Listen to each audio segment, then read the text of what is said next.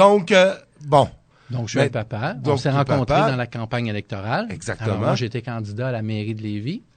On voulait changer les choses. C'est sûr que je connaissais mes probabilités de gagner, qui étaient pratiquement nulles, puisque je n'étais pas connu. Mais l'objectif de l'implication, c'était de démontrer aux citoyens qu'il faut s'impliquer. Il faut également, lorsqu'on a des connaissances, en faire part aux citoyens. C'était plutôt une campagne de sensibilisation que je voulais faire et que je continue de faire sans vouloir me représenter. Donc, alors, la preuve, c'est que comme citoyen, on doit se responsabiliser et s'impliquer malgré le fait qu'on soit tous occupés. Donc, j'ai 3 enfants, bientôt 4. Moi, je suis propriétaire d'entreprise, j'ai mon bureau de comptable, je suis associé chez Blais CPA, je suis également associé dans CanStar Fusion-Acquisition, qui est une entreprise d'achat-vente d'entreprise. En termes d'études, j'ai fait des études, j'ai un bac en sciences politiques, une licence en sciences comptables et je suis comptable professionnel agréé. Bon, bref.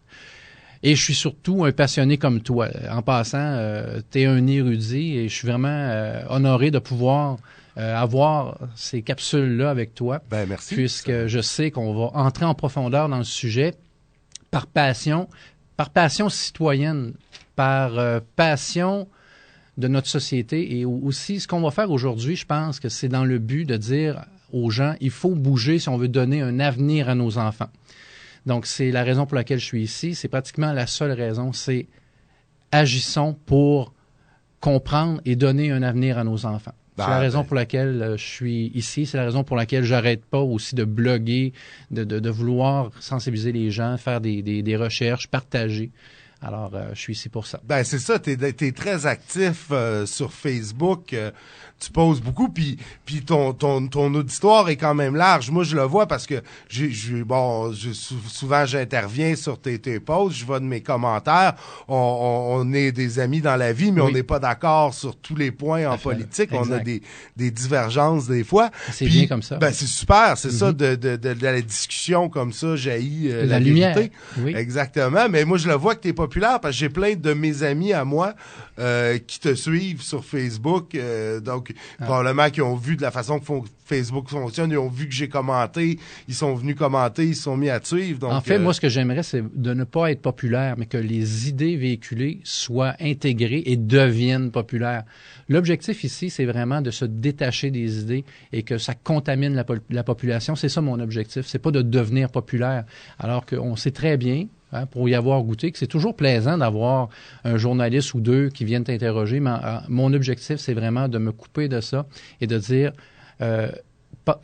passons le message aux citoyens de se réveiller. Et justement, on va aborder des sujets et les gens vont rester surpris. Des sujets qui n'ont jamais été abordés dans les médias traditionnels. Pourtant, c'est pas des sujets qui sont subversifs, là. C'est notre économie, comment ça fonctionne, mais c'est des sujets qui sont évités parce qu'on veut pas trop aller chatouiller ceux qui profitent du système. Alors aujourd'hui, on va parler de ceux qui profitent du système et comment fonctionne ce système-là. Ben, allons-y. Commençons avec le système. On commence par où? Moi, oui, c'est large. C'est la large, porte d'entrée est la système. suivante. Moi, j'ai découvert quelqu'un sur YouTube. C'est un Français. Son nom, c'est Étienne Chouard. Et le type, c'est vraiment un altruiste qui prône la démocratie directe et qui conteste également le système dans lequel on est. Lui, ce qu'il dit, c'est que pour comprendre quelque chose, il faut comprendre la cause des causes. Alors, quelle est la cause des causes? La cause des causes, c'est qu'on n'est pas en véritable démocratie directe. Et l'autre cause des causes, c'est que on est dans un système qui est très semblable à un ancien régime. Le mot ancien régime avec un A majuscule et un R majuscule, ça fait référence à un système monarchique. Sauf que maintenant, il est sophistiqué. Il y a eu des révolutions dans les années 1600 en Angleterre. Dans les années 1700, il y a eu 1776 les États-Unis d'Amérique et la France. Ce sont les trois grandes révolutions qui nous ont laissé croire que nous étions en démocratie, alors qu'en réalité, lorsqu'on prend un recul, il s'est installé un régime que je dirais un nouvel ancien régime dans lequel ce sont les marchands qui ont pris le contrôle et qui, à leur façon, se sont dit on va se protéger, on va laisser croire aux citoyens qu'ils ont en fait le dernier mot, alors que c'est pas le cas. On a à l'occasion un mot à dire, mais ce n'est jamais le dernier mot. Ben, c'est ça, on vote aux 4 ans, 4 ans, 5 ans, bon, on va voter, on vote pour des gens, mais en réalité, c'est un peu des porte-paroles qu'on élit. Il s'est développé dans ces systèmes-là ce qu'on appelle une classe politique. Cette classe politique-là, lorsqu'on l'analyse là, objectivement, ce sont toujours les mêmes personnes, souvent qui font carrière. Il y a à peu près un renouvellement du tiers de l'Assemblée, mais les gens qui sont là, souvent, bon, c'est un péquiste qui va aller au pouvoir, qui va revenir dans l'opposition, un libéral qui est au pouvoir, qui va dans l'opposition. Et là, il y a des tiers partis qui arrivent, il y a des gens qui se promènent d'un parti à l'autre. Hein, on les voit, ces gens-là, des opportunistes qui disent, bon, ben là, c'est l'heure pour moi d'aller au pouvoir, je vais flusher l'ancien parti, puis je vais aller au pouvoir. Donc, c'est ce qu'on appelle la classe politique et ce que je vais vous faire comprendre dans cet exposé-là, dans cette discussion-là, c'est que ces gens-là, en réalité, ils sont tous au service du système dans son fondement. Il y a des variantes qui sont permises, donc tu peux être souverainiste, tu peux être fédéraliste, tu peux être de gauche, tu peux être de droite, et on oublie qu'il y a un système sous-jacent qui n'est jamais contesté et c'est de ça que je vais vous parler. Bon, ben ça, c'est intéressant parce que effectivement, c'est quelque chose dont on parle pas dans les médias. Tout le système qui est en dessous, dans le fond, qui sous-tend la démocratie. Exactement. C'est un peu, c'est l'économie, dans le fond. C'est une facette de l'économie. Et maintenant, je vais préciser l'idée, parce que l'économie, c'est large. Mm-hmm. On va parler du système bancaire et du système monétaire. OK. Donc, saviez-vous, lorsqu'on prend des billets de banque, c'est marqué Banque du Canada, n'est-ce pas? Oui. Et on a l'impression que tout l'argent est imprimé par la Banque du Canada et c'est la Banque du Canada qui crée l'argent, n'est-ce pas? Ben oui, un peu, effectivement. C'est l'impression qu'on nous donne. C'est l'impression qu'on nous donne. Bon, moi, je me doute bien que ma petite caisse pop où j'ai mon hypothèque puis mes comptes, ben ils ont pas dans leur coffre tout l'argent physique là, parce que bon, ça serait impraticable, mais normalement, on se dit, ben oui, ils ont l'argent quelque part, et puis c'est l'argent qui est créé par la Banque du Canada. Exactement. 90% de la monnaie en circulation est créée par des banques privées. Et cet argent-là est créé ex nihilo, c'est-à-dire que on se doit de respecter des ratios qui sont édictés à l'international en passant. OK. Ex nihilo, donc à partir de rien. À partir de rien. Donc, à partir, en fait, d'un avoir. Vous savez, c'est quoi un avoir? Hein? Parce que là, je suis comptable, je le sais, je veux pas... Ouais, des fois, on va alors, je vais le définir. Définir les si mots, vous avez, exemple, vous voulez vous partir une banque et l'État vous donnerait le droit d'être une banque, OK? Ce que vous avez comme bien, c'est une maison. OK, donc, là, j'ai une maison. Et j'ai une hypothèque. Donc, ma maison vaut, disons, 400 000 $. J'ai une hypothèque de 300 000 $. Donc, 400 000, 300 000 $ d'hypothèque. Donc, j'ai 100 000 d'avoir, n'est-ce pas? Oui. Donc, la valeur de mon actif, moins mes dettes, me donne un avoir de 100 000. Ce que dit le gouvernement, si tu es une banque autorisée, c'est que tu as le droit d'émettre de la monnaie, OK, pour 12 fois et demi la valeur de ton avoir. Donc, j'aurai le droit, théoriquement, si j'ai 100 000, d'émettre 1 250 000 de prêts. OK. OK?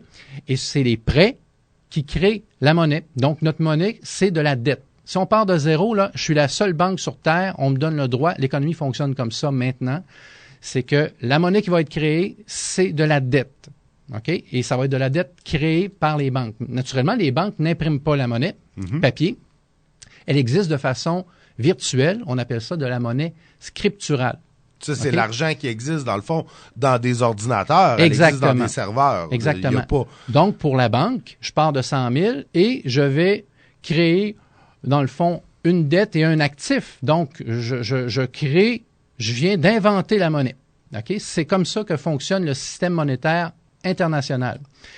Et la beauté de la chose pour les banquiers, c'est un droit conféré par nos gouvernements, OK, de pouvoir créer la monnaie, c'est qu'ils vont vous charger des intérêts sur 1 250 000 qu'ils ne possèdent pas. Mm-hmm. Ce subterfuge-là a été naturellement découvert au Moyen Âge. Les Médicis, qui étaient une famille de banquiers, ont découvert, eux, que quand les gens apportaient de l'or, ils émettaient, dans le fond, un billet qui disait « tu peux revenir chercher ton or », mais les gens ne revenaient pas, donc ils en prêtaient plus qu'ils en avaient, puis ils ont découvert qu'ils chargeaient les intérêts sur des actifs qu'ils n'avaient pas. Donc, c'est exactement le système international actuellement, c'est qu'on crée de la monnaie à partir de rien et les intérêts, on les charge. Donc, Si je charge 10 % d'intérêt sur 1 250 000, je fais 125 000 d'intérêt avant dépense, mais en un an, et j'avais un avoir de 100 000. Donc, je viens de doubler mon avoir en l'espace d'un an, avant dépense, bien sûr. Et ensuite, j'ai mes employés, j'ai différentes dépenses. Donc, ça va me ramener en bas, naturellement, de 100 000 probablement, mais je vais avoir quand même un rendement très intéressant. Mm-hmm. Et une fois que cette dette-là est émise, je m'attends à ce qu'il y ait remboursement de prêts et émission de nouvelles dettes, naturellement. Il faut que tout ça, ça roule. Alors, ce qu'il faut comprendre, c'est que les banques créent la monnaie, à partir de rien. 12 fois et demi, c'est le ratio cible. Si tu as une banque avec des actifs et une réputation qui est meilleure, tu peux excéder ça. La Banque Royale, c'est 15,75 qui est son ratio. Je suis allé voir les états financiers. Et d'autres banques vont être moindres, mais en temps de spéculation, la banque Lehman Brothers, qui a fait faillite, est allée jusqu'à 33 fois la valeur de son avoir. Donc, elle avait $1 et elle émettait pour des prêts pour 33 $ pour avoir des actifs spéculatifs. Et naturellement, ça a fait planter l'économie aux États-Unis et même mondialement. Nous, on s'en est moins ressenti, mais il faut faire attention. On n'est pas dans une bulle de verre. On pourrait s'en ressentir si jamais ça continue. Et ça continue malheureusement. Souvent, en 2008, on entendait dire nous, au Canada, nos banques, c'est pas le même principe qu'aux États-Unis. C'est le même principe. Ils sont protégés. Donc finalement, on n'est pas plus protégés qu'aux États-Unis. Ils sont plus, disons qu'ils sont plus prudents au niveau de ce qu'ils font avec les actifs spéculatifs. Aux États-Unis, carrément, ils allaient dans des options, dans des instruments dérivés complexes qui étaient purement pour gagner à court terme. Et ceux qui gagnent à court terme, c'est souvent ce qu'on appelle des gestionnaires. C'est même pas les propriétaires des banques, c'est les gestionnaires des banques qui empochent des bonus. Les fameux gestionnaires de fonds qu'on voit des fois qui font des salaires Lehman Brothers, centaines de millions. Absolument. Donc, c'est 400 millions de bonus qui ont été versés à des dirigeants de Lehman Brothers avant qu'elle fasse faillite. Bon, écoutez, si vous voulez avoir un topo clair sur la crise de 2008, je vous suggère Inside Job. Inside Job, c'est la narration est faite par Matt Damon. Je me souviens pas c'est quoi le nom. Très, très, très bon. Alors là, on fait le lien là-dedans entre le politique, les agences de cotation de crédit, les bureaux de comptables qui vérifiaient les livres et naturellement les gestionnaires et même des économistes d'universités réputées qui étaient payés par les banques pour aller faire des speeches que tout allait bien alors qu'ils savaient très bien que c'était sur le point de planter. Donc, allez voir ça, Inside Job, un véritable petit bijou. Un film documentaire qui date de 2010, réalisé par Charles Ferguson, justement à propos de la crise. C'est un bijou. Il faut aller voir ça. Et je crois qu'on peut l'avoir sous-titré français. Là. Oui, c'est sûr. Ça m'a l'air d'un. Ça a été très bien reçu. Ça a même été au Festival de Cannes en 2010. Et ça a gagné l'Oscar du meilleur documentaire aussi en 2010. Je me rappelle maintenant qu'on en parle, là, j'aime bien les Oscars. Je suis ça. Donc c'est fascinant. Donc allez voir ce film-là. Ça doit même être disponible. Souvent ces films-là documentaires, ils sont disponibles sur YouTube. C'est gratuit. Même pas besoin de le pirater pour ceux qui. Autre suggestion. Et si j'ai une seule suggestion de documentaire à aller voir qui intègre à la fois l'économie, le système bancaire, le système monétaire, la démocratie, les médias et qui fait une synthèse, tout est subjectif dans la vie, OK? Mais je peux vous dire quelque chose, la description du système monétaire et bancaire est exacte. Par la suite, c'est sûr que de dire qu'on est en démocratie ou pas, c'est une question de perception et de valeur. Pour une personne de dire, moi, je lègue mon pouvoir à quelqu'un qui va tout faire pour moi, même si ça va contre mon gré, je considère que c'est de la démocratie, c'est un choix personnel. D'autres vont dire, non, moi, je suis même pas capable de rappeler un député incompétent ou un premier ministre qui décide de faire du BS corporatif. Bref, je suis pas capable de les rappeler. Et si je suis contre un projet de loi au Canada et au Québec, Il n'y a pas de procédure de pétition comme en Suisse. Avec 5% en Suisse, vous allez engager, lorsque vous allez avoir une pétition, un processus de référendum sur un projet de loi et les gens vont dire oui ou non au projet de loi. Donc, ici, on se rapproche d'une forme de démocratie plus directe, ce qu'on n'a pas ici. C'est intéressant, ça, parce qu'effectivement, ici, le système parlementaire britannique, moi, je raconte souvent à la blague que c'est un système qui a été créé par la monarchie pour donner une illusion de pouvoir en permettant aux deux, trois mêmes personnes de détenir le pouvoir, puis tu contrôles ces 2-3 lords-là en Angleterre, puis tu gardes le pouvoir, même si tu changes de parti. Puis nous, on a encore ce vieux système archaïque-là. Et aux États-Unis, on peut avoir l'illusion de la séparation du pouvoir, mais en réalité, vous saviez-vous qu'il y a 5 lobbyistes par congressman et congresswoman, 5 lobbyistes bancaires. Ah ouais, c'est énorme aussi. Donc, c'est énorme. Donc, ces gens-là, c'est eux qui ont le plus d'argent, c'est eux qui ont le plus d'influence.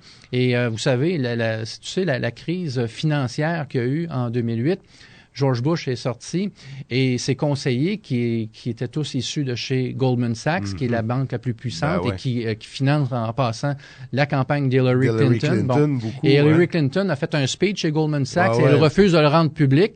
On a notre ami Bernie Sanders qui disait, est-ce que tu peux nous le rendre public, ce speech-là? Elle refuse. Pour qui elle travaille? C'est la question qu'il faut se poser. Puis en tout cas, j'ai lu, il y a quelqu'un qui était présent à ce speech-là, puis qui, sans avoir le verbatim, là, mais qui a dit en gros ce qu'elle racontait, puis qui était derrière Goldman Sachs, puis qu'elle allait les aider n'importe quand. Puis c'est un peu ça. Un type comme Bernie Sanders commence à réveille les gens. Moi, ça fait 1 an ou 2 que je le suis. À l'époque où il était encore peu connu, bon, il commençait à annoncer parce que c'était un indépendant, chose quand même rare aux États-Unis où la plupart des politiciens sont démocrates ou républicains. Lui, il disait, je suis indépendant. Là, il s'est présenté pour les démocrates, puis il y a beaucoup d'exposure médias. Il y a quel âge, Bernie? 75 ans? 74. Et ce qui est étonnant, c'est de voir les jeunes qui sont derrière lui. Il a gagné l'Oregon récemment. Je ne sais pas s'il y a encore des chances. Y a encore des chances? Techniquement, non. OK, c'est dommage. Techniquement, non. Mais lui essaye de faire pression sur ce qu'il appelle les super délégués, qui, eux, ont le droit de changer leur allégeance avant. Donc, c'est pour ça qu'il lâche pas le morceau. Il lâche pas le morceau. Puis, il y a aussi l'inconnu qu'on sait pas trop, là. Le FBI est en train d'enquêter sur Hillary, sur des histoires de serveurs Internet qu'elle aurait pas eu le droit d'utiliser, puis des histoires de sécurité informatique. Donc, tu sais, on sait pas. Est-ce qu'il y a possibilité qu'il y ait des accusations ou, tu sais, on sait pas. Fait que je pense qu'il veut pas lâcher le morceau. Puis moi, dans un sens, je suis content qu'il le lâche pas parce que il montre aux Américains des idées que, dans le fond, des idées, nous, on prend ça pour acquis, des idées un peu que les gens diraient des idées de gauche, des idées de social-démocratie, qu'aux États-Unis, ils en entendent jamais parler, ça a jamais même été une question, là. Nous, ici, on prend ça pour acquis, nos couvertures sociales, le système de santé gratuit, tu sais, c'est juste normal pour nous, mais aux États-Unis, ils ont rien de ça. Les pires socialistes, là, au sens péjoratif du terme, ce sont les banques. Puis en 2008, il y a eu un renflouement des banques de 700 milliards de dollars, en raison, si on comprend le système monétaire, les banques savent qu'ils ne peuvent pas tomber, donc ils peuvent spéculer comme ils veulent, et ceux qui vont mettre au bâton, ce sont les contribuables, 700 milliards de dollars. Et quand vous regardez Inside Job, c'est clairement indiqué que dans le 700 milliards de dollars, il n'était pas question que les gens sachent ce qu'on va faire avec cet argent-là, ça les regardait pas. Et suite au renflouement des banques, après ça, ils ont découvert qu'il y a plusieurs personnes qui se votaient des bonus encore. C'est ça. Et tout ça. Donc, ils rient des contribuables. Les dirigeants s'en sont mis plein les poches. Puis dans le fond, c'est les petits clients des banques qui ont payé, ceux qui avaient des maisons, qui ont une hypothèque, puis que, les familles moyennes, que ta maison, tu gagnes juste assez à chaque semaine pour payer ton hypothèque, puis tu t'en as pas trop de plus. C'est le cas de la majorité des gens. C'est nous autres qui payent pour ça. Ce qui est fascinant, là, c'est qu'ils émettent de la monnaie à partir de rien, donc la fameuse valeur nette qu'ils ont, et ils mettent votre maison en garantie. Donc, j'ai pas l'argent, je t'apprête, je te charge des intérêts dessus, puis je prends ta maison en garantie. Tu payes pas, je ramasse l'actif, puis j'ai fait les intérêts avec. Ouais. Donc, ce système-là, il va falloir qu'on le repense. Pourquoi? Parce qu'aujourd'hui, si on se parle en 2016, là, il y a 1% qui détient 46% de la valeur des actifs de la planète. Ouais, Okay? ça, c'est... Et cette dette monnaie-là, là, si on arrêtait l'économie, là, puis qu'on laisse courir, c'est de la création de dette. La monnaie, c'est de la dette. Donc, il y a toujours des intérêts qui courent sur une dette. Ouais. Alors, ce qui arrive, c'est qu'on retranche la monnaie du marché, si on arrête l'économie, d'émettre de la monnaie. On retranche la monnaie du marché. Et un peu comme un aimant, ça s'en va directement dans l'avoir des banques. Est-ce que tu me suis? Ouais. OK. Arrête le temps, là. Plus de remboursement de dette, là.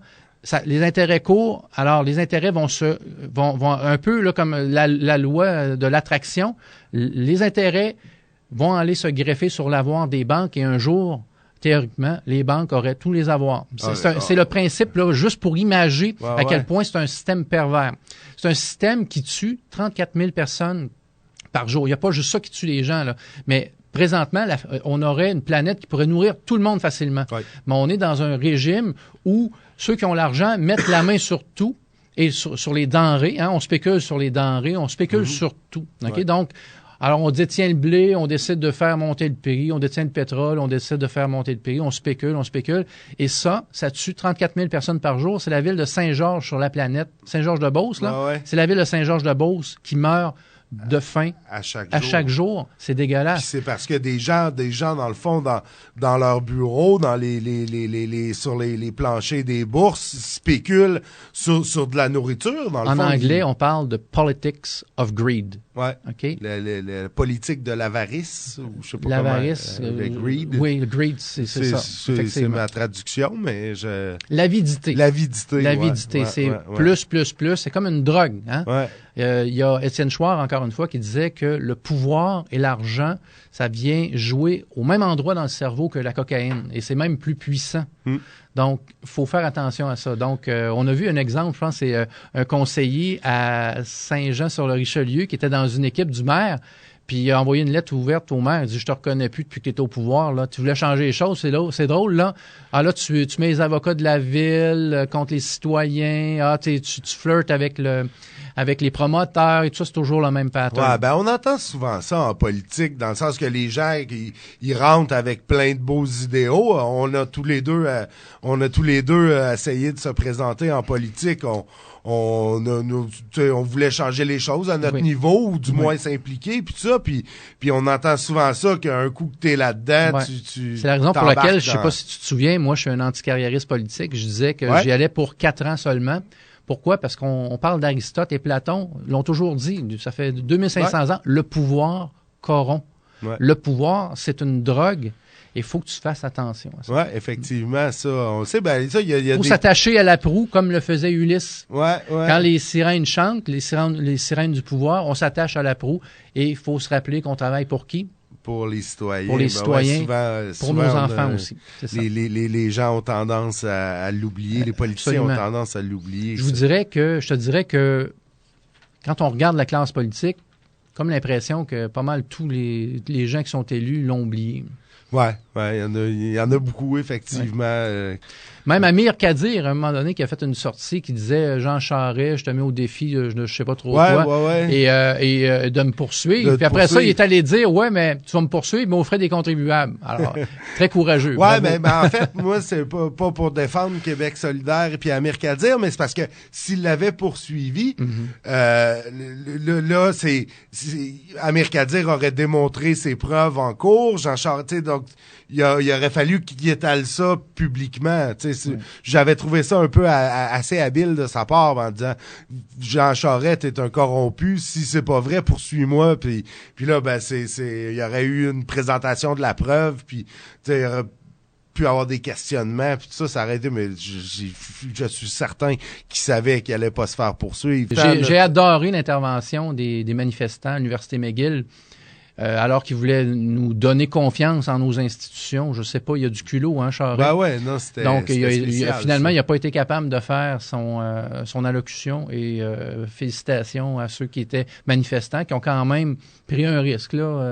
Ben c'est toujours... De toute fais arrêter. Puis même s'il y a rien au bout du compte, ils peuvent te donner des tickets parce que, tu sais, on a vu ça quand même pas mal là, en 2012 lors du printemps érable. Là, ils ont donné des amendes à des manifestants. Puis finalement, les amendes tiennent pas rendues en cours, mais c'est pas grave. Tu sais, t'as stressé le monde, t'as engrangé le système juridique pendant des années. Puis il y en a qui ont probablement payé les amendes juste pour pas avoir de troubles. Puis ça se sortir la tête. Donc effectivement, ça va être payant. Si on continue sur la dette. Ouais. Cette fois, on a fait un petit aparté.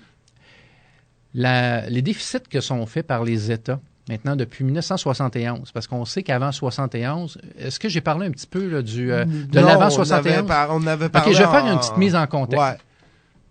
Après la Deuxième Guerre mondiale, les États-Unis d'Amérique, le Canada, l'Europe ont vécu une période d'effervescence. On parle naturellement de l'Europe de l'Ouest, là, qui était du côté plus reconstruire américain. Tout ce qui avait été le détruit, plan Marshall le et plan compagnie. Marshall, exactement, beaucoup d'argent qui avait été donné. Alors, un grand universitaire, un prof d'université qui s'appelle Noam Chomsky, il a fait un reportage, comment ça s'appelle, Noam? Je crois que je t'avais envoyé un lien là-dessus. Ah, ça se peut, mais moi, j'ai lu plusieurs de ses livres chez nous. J'adore Chomsky. Je l'adore aussi. C'est Requiem for the American Dream. OK? Ouais, ça vient de ça. Requiem for the American Dream. Il faut aller voir ça. C'est sur YouTube. Je sais pas s'il est sous-titré en français. Mais chose certaine, là-dedans, il explique un petit peu le rôle, le fameux néolibéralisme, le fameux mot bonbon. On entend c'est ça soit un souvent. mot bonbon pour certains, un mot caca pour d'autres. Là. Pour moi, moi qui croyais que c'en était un mot bonbon, j'ai découvert assez rapidement que c'est un mot caca. Là. En fait, c'est un mensonge éhonté. Là. En fait, ce qui explique là-dedans, c'est que le véritable libéralisme, là, les États-Unis ont connu les bienfaits du libéralisme. Et ça, que tu parles de Bernie Sanders ou de Noam Chomsky, ils vont dire, écoute, le libéralisme comme tel, ils sont pas contre le libéralisme. Au contraire, présentement, c'est pas du libéralisme, c'est du capitalisme de connivence. Le crony capitalism, c'est frauduleux, c'est une fumisterie. C'est malhonnête, puis c'est pas de les... souvent, quand tu parles de capitalisme, bon, ben, tu sais, t'as quelqu'un qui produit des biens, ou il rend des services, puis les lois de l'offre puis la demande, mais là, on n'est plus là-dedans. Quand t'embarques dans spéculation, il y a pas de création il y a une création de rien. Parlant spéculation, dans l'âge d'or des États-Unis, les années 50 et 60 sont qualifiés par Noam Chomsky comme l'âge d'or du libéralisme américain. Là où les États-Unis étaient, si on veut, la manufacture de la planète. Ben oui, puis 30% et plus de l'économie américaine dans les années 50-60 était manufacturière, productive de biens. Il y avait vraiment une création de richesse. Oui, puis la richesse à cette époque-là, elle était partagée, était répartie. T'avais à cette époque-là, bon, t'avais l'homme qui travaillait, qui avait un salaire décent, puis c'était en masse pour subvenir aux besoins de sa famille au complet, d'acheter une grosse maison en banlieue, d'acheter une voiture, des fois deux, puis c'est plus le cas aujourd'hui. Là. Et voilà. Donc, ce qui est arrivé, c'est que les baby boomers sont devenus, si on veut, une génération qui a été éduquée. OK? Donc, il y a le baby boom, les gens sont jeunes, puis dans les années 60, ils vont à l'école, puis à la fin des années 60, là, ces baby boomers-là, ils sont adolescents, des jeunes adultes, ils vont à l'université, et ils deviennent contestataires.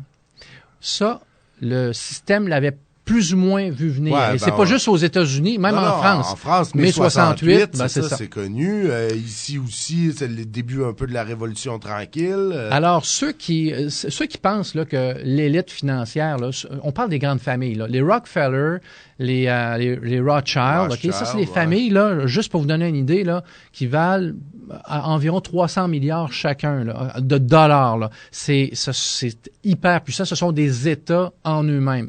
Ces gens-là, là, ils ont une influence sur le cours des choses. OK? Faut pas se faire d'idées. Avec sûr. 300 milliards de richesse familiale, là, tu peux dire à n'importe quel politicien de prendre une tangente, il va la prendre. Tu peux acheter des entreprises que sont les médias. Ouais, c'est le cas. C'est ce qu'ils font. Et tu orientes naturellement la pensée et tu peux même faire du formatage de pensée. On rentrera dans le détail, là, mais c'est pas compliqué le formatage de pensée comme le mot démocratie. C'est un formatage de pensée, de dire sois heureux, tu es en démocratie. Donc, sois heureux de voter pour tes maîtres, puis dans 4 ans, tu voteras pour d'autres maîtres. Qui répondent aux mêmes personnes. Voilà, finalement. C'est ça. Mais soucie pas trop de ça. Là, je veux dire, ça, c'est pas mal l'objectif. Donc, pour revenir à mes moutons, l'effervescence du droit, de revendication des droits civiques dans les années 60 par les Noirs, les droits des femmes, l'émancipation féminine, le droit des gays, tout ça. Donc, ça en fait trop pour, disons, ceux qui sont en haut, là, ceux qui tirent les ficelles, là, ils se disent, wow, il est en train de devenir, il se passe quelque chose, là. Il y a une effervescence citoyenne, les gens veulent s'impliquer, veulent changer le monde, puis nous autres, on veut pas trop que ça change parce qu'on sera pas nécessairement ceux qui vont être avantagés là-dedans. Alors là, il est arrivé, naturellement, dans cette effervescence d'idées-là, des penseurs, comme Milton Friedman, qui est le penseur du monétarisme, qui a dit, écoute, là, la meilleure façon, là, c'est, on va jouer avec la monnaie, là, OK? La monnaie, on va arrêter d'appuyer ça par l'étalon or. On n'est pas obligé d'avoir une monnaie représentative. Parce que c'est ça. Avant cette époque-là, si le gouvernement dit, on émet 50 millions de dollars en billets, c'est parce qu'il y avait 50 millions d'or en arrière. Oui, ou il y avait un montant suffisant pour éviter une certaine spéculation, comme le faisaient, disons, les banquiers Médicis au Moyen-Âge. Il y a peut-être un once, dans le fond, un once d'or, puis il en émettait 5, là. Donc, c'était relativement bien backé, OK, par rapport à aujourd'hui où ça l'est plus du tout. Lui, il a dit, laissons la confiance dicter la valeur de la monnaie. OK, donc, on sait que la monnaie, c'est de l'argent en dette. Et à ça, ils ont ajouté le fait qu'il fallait laisser le marché dicter la valeur des monnaies. Donc, la confiance des gens allait dicter la valeur de la monnaie. Pour avoir confiance, il faut que tu t'organises pour la créer. Faut jamais oublier ça. Hein? Ouais. Donc, le militarisme, l'impérialisme, ça s'impose aussi. Maintenant aussi, ce que tu vas dire aux gens, aux chefs d'État, c'est désormais, OK, tu vas t'organiser pour créer plus de monnaie. Donc, tu vas faire des dépenses publiques. Si tu fais des dépenses publiques, il ne faut pas que ce soit financé par une banque qui t'appartient, donc une banque centrale. Donc, tu vas créer des lois pour interdire que la banque centrale prête à l'État. Si les citoyens sont propriétaires de la banque centrale indirectement via le gouvernement et que tu leur interdis de financer les déficits publics, tu vas le faire financer par qui? Par des les banques privées. Qu'est-ce qui va arriver, tu penses? Il va y avoir une explosion des dettes. Regarde, je t'ai envoyé, dans le fond, le lien de Trudeau au Canada. Le montant de la en dette 74, là, notre ami Trudeau, c'est parti, mon kéki, il pèse sur le gaz. La dette commence à exploser. Alors, depuis 1974, on est parti de 1867 aller jusqu'en 73, là, la dette était stable. Quand en dollars constants, là, c'est environ 17 milliards. Ouais. Imaginez-vous aujourd'hui, en dollars constants, avoir une dette canadienne à 17 milliards. C'est une vraie joke, OK? C'est rien. Alors, en l'espace d'un mandat, Trudeau a monté ça à 200 milliards. Après ça, Mulroney a monté ça. Puis lui, il nous faisait croire là, qu'il était en contrôle de la situation. Ça a augmenté jusqu'à 600 milliards. Et là, on a un retour du fils qui nous annonce déjà, alors qu'on annonçait des surplus avec Harper, c'était peut-être pas vrai, mais c'est pas grave. Il nous annonçait des surplus. Et là, quand il est arrivé, ça va être 100 milliards sur 4 ans de déficit. OK? On va investir dans l'infrastructure, on fait des déficits. Après ça, c'est 140 milliards. Et là, le dernier article, sur 5 ans, 200 milliards. Donc, 200 milliards de déficit, ça veut dire qu'il y a moins de revenus que de dépenses. Donc, il faut financer. Donc, on crée de la dette. Oublie pas que on paye de l'intérêt la dette est contractée non pas à la Banque du Canada, mais aux banques privées. Donc, c'est ça, l'intérêt qu'on paye sur la dette. Souvent, la rhétorique, il faudrait rembourser la dette.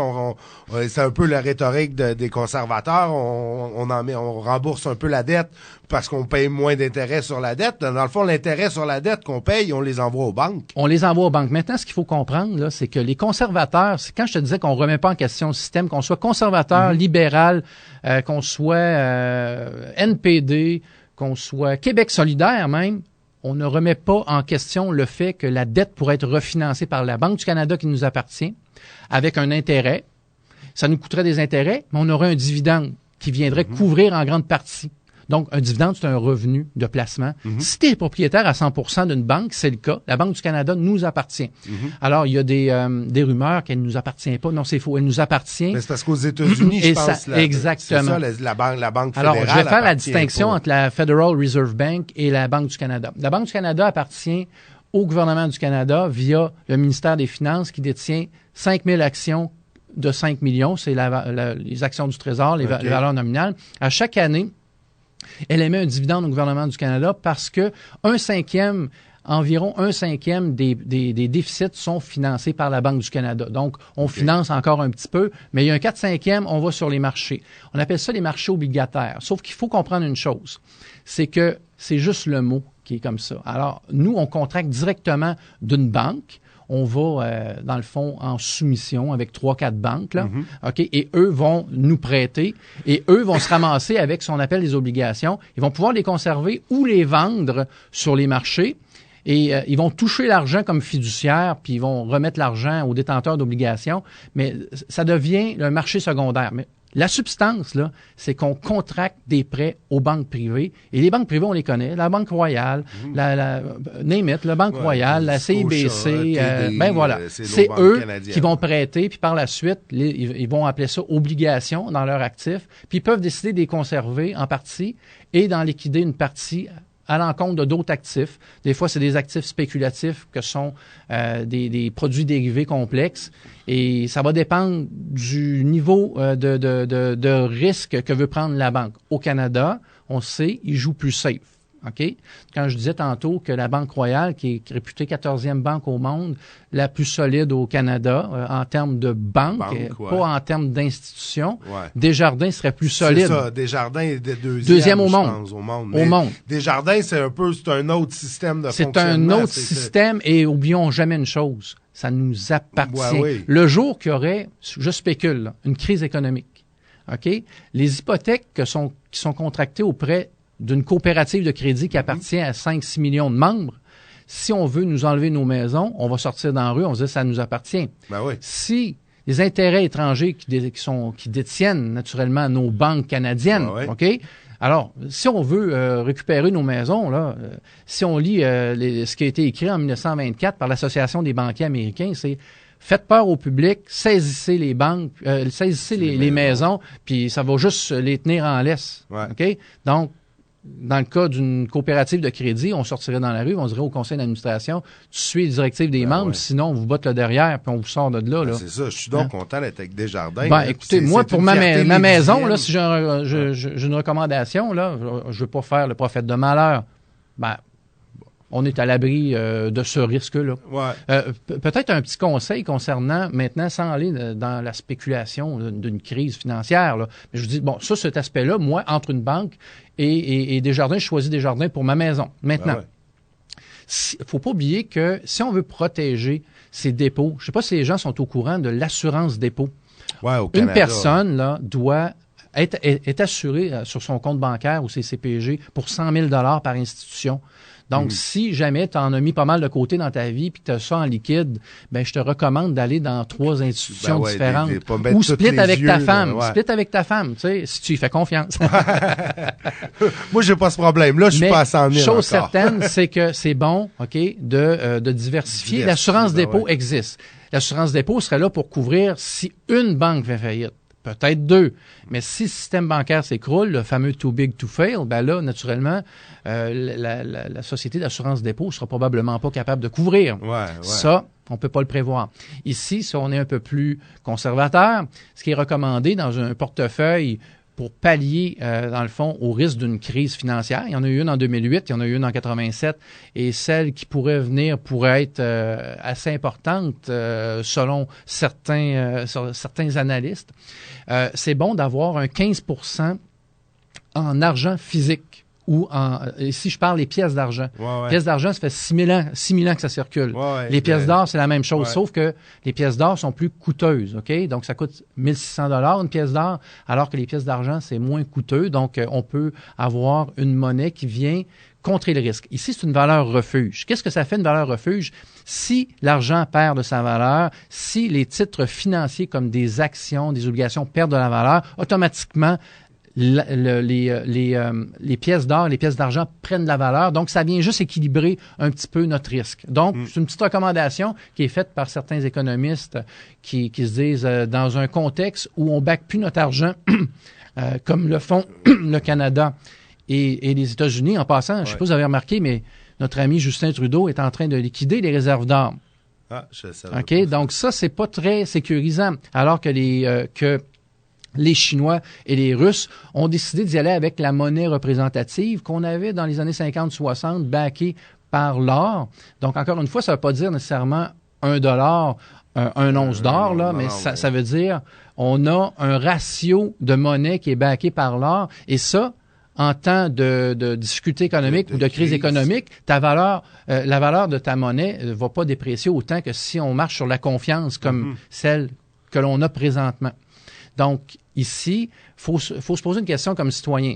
Premièrement, pourquoi nos politiciens, si on parle de déficit public et de dette publique, refinancent pas avec la Banque du Canada? Alors, ça représente le tiers, là. Ouais. La charge d'intérêt représente le tiers des dépenses, dans le fond, de tout organisme public confondu. Pourquoi on refinance pas?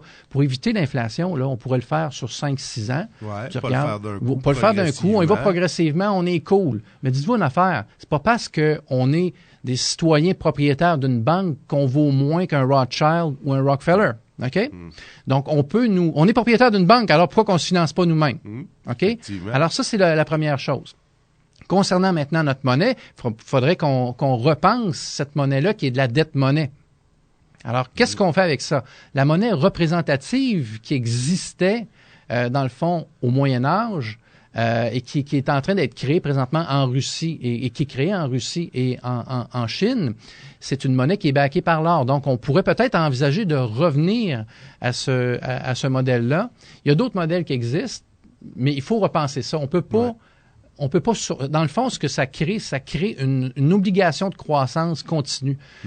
La dette monnaie, là, c'est que il faut toujours rembourser les prêts puis en créer plus pour créer une croissance économique. Puis on est en train d'arriver un peu devant un mur parce que là, on croit, mais là, les ressources physiques de la Terre, la planète Terre, là, a des ressources limitées. Là, je vois, là, on les voit, les gens qui disent « Ah, il n'y en a pas de problème, on peut y aller illimité. » Voyons, logiquement, la Terre est limitée, il y a des ressources limitées et la population mondiale est en croissance. Mais c'est dommage parce qu'elle est en croissance, mais il y en a 1 milliard qui est dans l'absolue pauvreté, puis il y a 34 000 personnes qui crèvent de faim par jour. De faim, pas par les guerres. Ça nous amènera peut-être au budget militaire des États-Unis. Mais on va en parler une autre fois parce que là, il nous reste 5-6 minutes. Fait qu'on peut Déjà, ça passe vite. Puis, gars, d'habitude, je fais une pause. T'es pas sérieux. Une pause d'émission. Là, on n'a même pas fait. On parle. Ça a passé comme 5 minutes.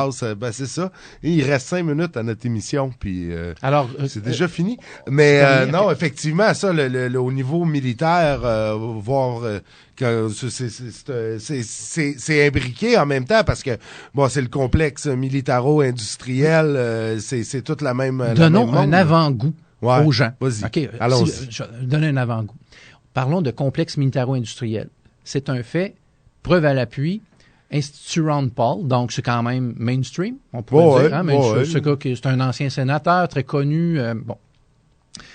Le chef du budget des États-Unis, pour le budget militaire, c'est 900 milliards de dollars.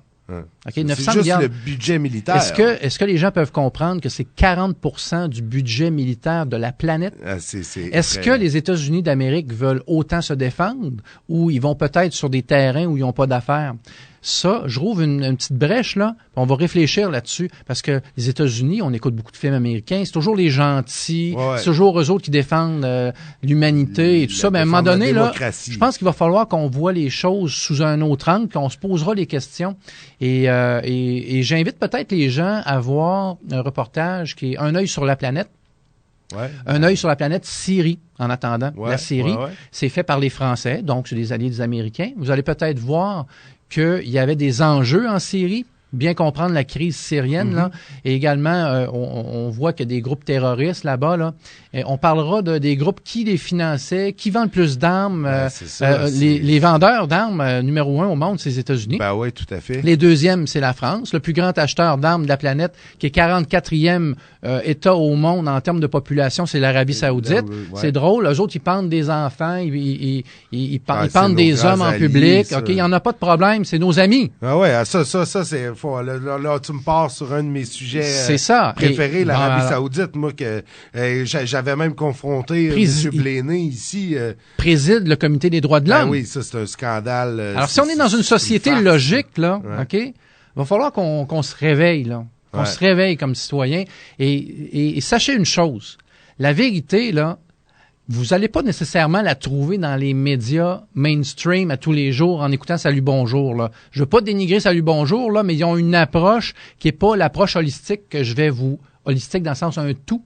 Intégralité, je suis un vérificateur. Là. Alors, l'intégralité, c'est de voir la cause des causes dans son ensemble. Là. Moi, je veux bien courir après le jeune de 19 ans qui vient de faire un acte de terrorisme, mais je veux savoir, oui, c'est un islamiste, mais c'est qui le finance? Puis en bout de ligne, ça revient où? Puis ça bénéficie à qui, ça? La semaine prochaine, j'aimerais ça qu'on aborde ce sujet-là. C'est bon, ça, parce que c'est bien... Moi, en tout cas, j'ai souvent lu que dans Al-Qaïda, là, qui est un peu le départ de ça, c'est une création américaine. Al-Qaïda, ça avait été créé par les Américains à l'époque où l'Union soviétique occupait l'Afghanistan. Ils ont financé Al-Qaïda, ils leur ont fourni des armes. Puis quand les Russes sont partis d'Afghanistan, ils leur ont dit, est-ce que vous nous les redonnez, nos armes? Puis évidemment, les gens ont dit non. Moi, je me rappelle, petite anecdote comme ça, en terminant, en 96. Il reste combien de temps? 2 minutes. En 96, j'ai été en Asie en avion, et puis on voyait clairement que l'avion, tu sais, t'as tout le temps une télé qui te montre un peu le trajet de l'avion, puis l'avion faisait une petite courbe, comme si, puis en me renseignant, en m'informant, en posant des questions, c'est l'Afghanistan, cette petite courbe-là. Les avions passent pas au-dessus de l'Afghanistan. Là, c'était en 96, c'était avant le 11 septembre. Même à cette époque-là, les avions ne passaient pas au-dessus de l'Afghanistan. La raison pour laquelle? Parce que les Américains avaient donné des milliers de missiles antiaériens aux Moudjahidines, qui étaient les Afghans. Ils avaient peur de se faire tirer. Puis ils avaient peur parce qu'ils voulaient pas leur donner. L'élastique nous pète dans la face. Exactement, exactement. Hey, ça a été vraiment merci. C'est fascinant. J'ai adoré ça. J'espère que les auditeurs ont aimé ça aussi. C'est complexe, mais on va sortir des capsules vidéo à partir de ce qu'on fait là. Puis il y aura des liens, il y aura des Internet. Trucs informez-vous, s'il vous plaît. Renseignez-vous. On est à l'ère de l'Internet, là. C'est multidirectionnel, là. On est capable d'interagir ensemble, de mettre en cause plusieurs sources. Faut pas tout prendre pour du cash. Faut valider ces sources. Faut corroborer, c'est-à-dire aller voir les documents qui peuvent venir prouver des choses. Mais si on cherche un petit peu, on trouve la vérité. Là-dessus, c'est un plaisir. On continue ça la prochaine fois. C'était CJMD 96.9.